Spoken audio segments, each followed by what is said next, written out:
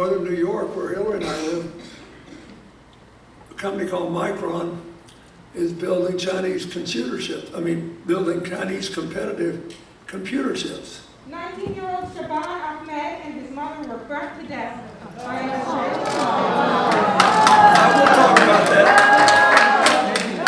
I'll be glad to talk about it if you let me talk, and I'll let you talk. Just let me finish the point I'm trying to make. Terrorists must enact a order to So, between arms and arms. Can you see? and don't be like the Republicans. I'll let you talk if you'll just let me finish. So anyway, we're going to...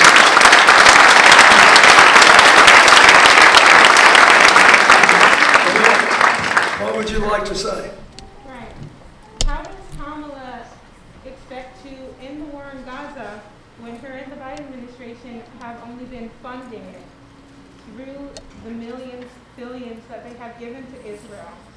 Today, Israel has found an open marketplace in the north of Gaza after besieging it, bombing its hospitals, bakeries, and cutting off its water.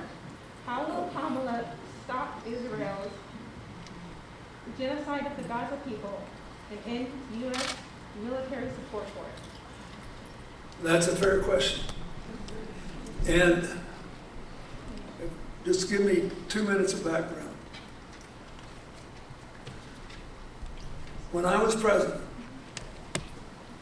I worked with the Palestinian Authority and with the Israeli government of Prime Minister Ehud Barak, and Barak's government offered the following peace deal. We will give the Israeli government, approve this proposal that we have. We will give the Palestinians a state on the West Bank and Gaza.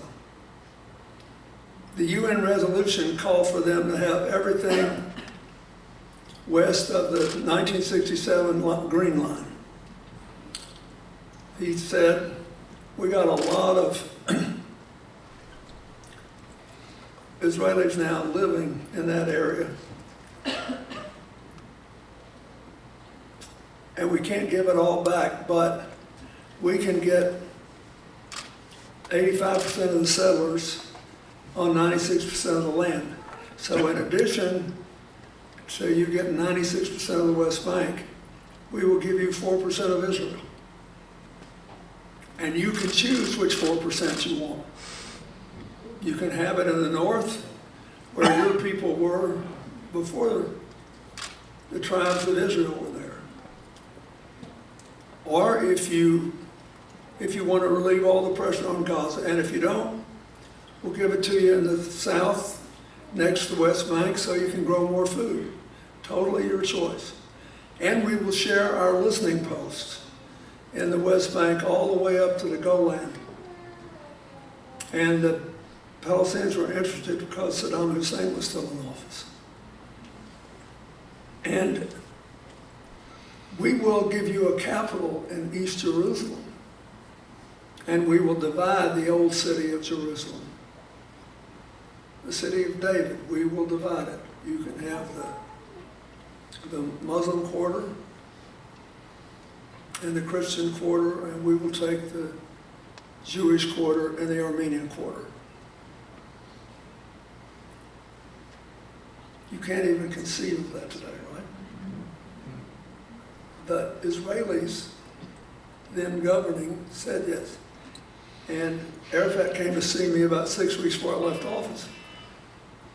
And we were talking, and I said, Mr. Chairman, time is here. You've got to tell me, you're going to take this deal or not. He said, oh, we have to do it. He said, if we don't do this while you're here, it could be 20, 25, 30 years. And I said, you have to tell me, because I can go to North Korea and end their nuclear program and their missile program, take a lot of load off the future of North Asia. He said, you can't. How long do you have to be gone? I said, 12 days. He said, God, you can't do it. I said, why? Because it makes it look like I'm kind of strong-arming you to do it. He said, of course. And I looked at her and I said, "You think I care about the Palestinian kids?" And he said, "Far more than the Arabs do. They just want us when they're losing favor in the streets to turn people against the United States and Israel." So I didn't go to North Korea. And you wouldn't be having half the worries you have now, probably, if we had. And nothing happened. And Arafat had never lied to me before. We worked for 8 years. And I got tickled working with him because I felt like I was in the souk in Marrakesh trying to wheedle him into buying one of my rugs. But he never lied to me. He was hard to make a deal with, but if he gave you his word, he kept it. Except this one time, he couldn't do it. And I see all these guys, including Zalek, some people work for me, I don't know what they're talking about, claiming they know what happened. But I don't, and I'm the person that had the conversation with him. So, I'm telling you this not to justify anything anybody did, but to tell you, when I was there, I did my best. I think the Palestinians are entitled to a homeland. I think what's happened in the West Bank is wrong. But Hamas always had a different ideology. And the far right-wingers in Israeli politics, they were happy when Hamas won the election. And because they thought it would divide the Palestinian Authority in the West Bank and Hamas in Gaza and weaken them. But it was something waiting to explode. Hamas historically has had very few people who favored a two-state solution. Their sole goal was to make Israel unlivable. Palestinian Authority, the best days for the Palestinians politically after I left office were under a man named Fayyad, who's been discussed now as somebody who might take over this. Fayyad was totally incorruptible. He ran a great government in the West Bank, and he said, "I'm going to do what Israel did when they took less land than they wanted." And David Ben-Gurion said, "We will turn the desert into a garden." He said, "That's what we're going to do. And people will come to trust us, and we will eventually get our state." What? Israel has forcibly taken Palestine's land. I agree with that. I mean, I agree with what I think I heard you say. I'm wearing my hearing aids, and I didn't quite hear it. But here's what I want to tell you. When all this happened, this attack, this was fundamentally different, the October attack.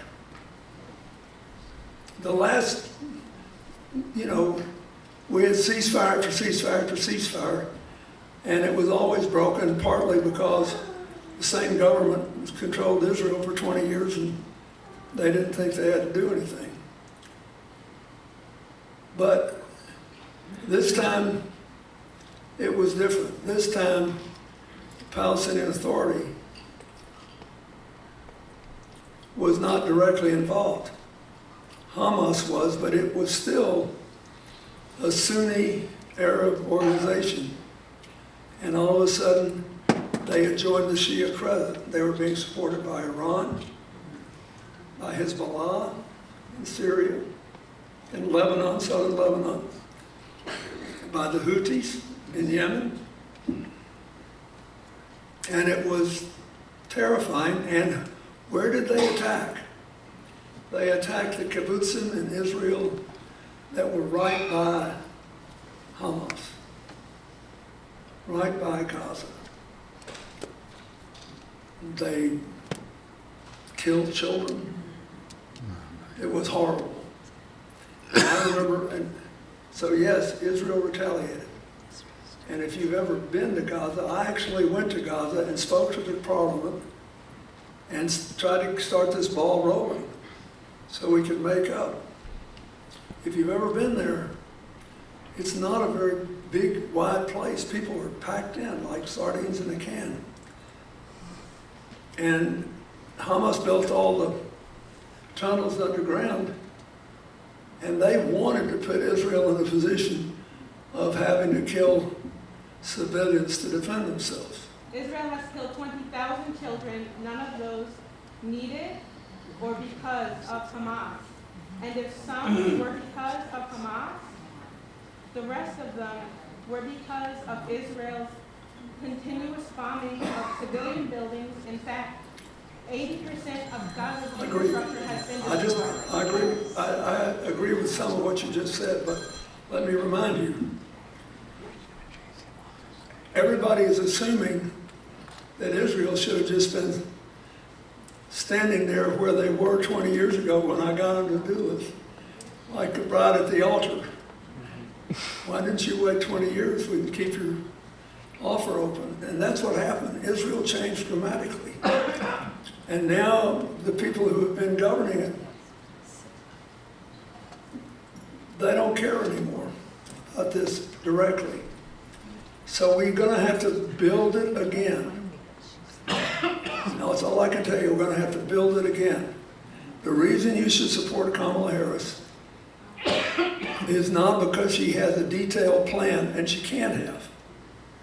This thing was shattered in a million pieces, and the facts are different. If I were there, I couldn't get what I wanted again. It's the hardest thing in the world. But I know one thing, I think we agree on this, we can't kill our way out of this. We cannot kill our way out.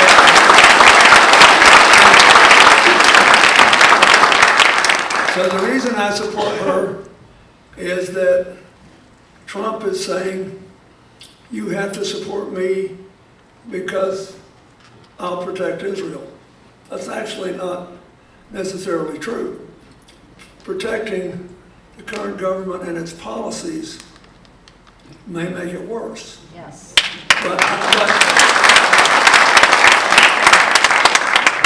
But we only have one president at a time. And so I can't say much more about this until the American people resolve this at the election, and then we see what's ahead of us. But I'm just telling you, I do know a lot about it. I did everything I could to fix it. I wanted it fixed. It should have been fixed. It was a mistake not to take the deal. I have had other Arab leaders whose privacy I will respect call me and apologize for not trying to force them to take the deal. Because we walked away from, I mean, just think about it. We could be celebrating 25